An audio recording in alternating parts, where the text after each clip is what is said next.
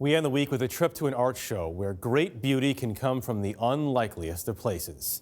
Here's Steve Hartman on the road. So now what I have to do is use a ratio and proportion. To hear him talk, you'd think Detroit artist Richard Phillips was some kind of highly trained master. Into an abstract. But fact is, this is his first exhibit, and the man will be 73 next month. And his son. I'm sorry, can you believe we're even having this conversation? No, I can't believe it. He is America's most unlikely art phenom. You could have never imagined this. No, I'm just a young kid from the ghettos that's been through hell and high water and still here. Before becoming celebrated, Richard was incarcerated. In 1971, he was arrested for murder, a murder we now know he didn't commit. To pass the time and temper the injustice, he painted. It was something to do, occupy my mind. Better than putting X's on a calendar. Right. I could get off into one of my paintings and just be in there for hours and hours and hours. And that's how it was for 46 years until he was exonerated last March. That's more time served than any other exoneree in U.S. history. Unfortunately, after all that, the state just sent him on his way without so much as a bus ticket.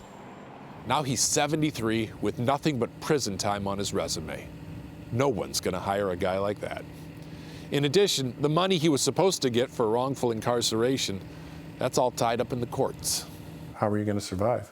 I really didn't know. I thought maybe that I was going to have to stand out somewhere with a cup and beg for nickels and dimes. But then Richard thought of something he hadn't before. Maybe there was a way for him to make a living. Maybe he could sell his life's work. Wow. Hundreds and hundreds of watercolors.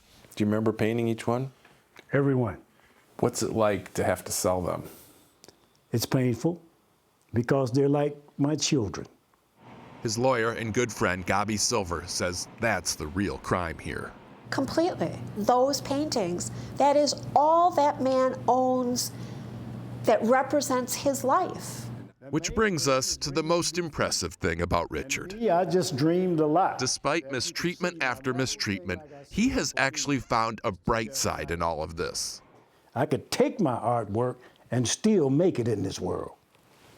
His paintings are now selling for thousands of dollars. And it's all because after nearly half a century of wrongful imprisonment, Richard says there was no time left for self-pity.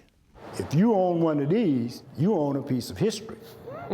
I have to get that in there because that's very important. Steve Hartman. You found yourself a career. On the road in Detroit. Being able to pitch. Being able to pitch, exactly. I'll take one or more. That is the CBS Evening News for tonight. I'm Jeff Glor. Have a great weekend. A reminder, we spring ahead tomorrow night. Daylight saving time begins. I will see you on Monday. Good night.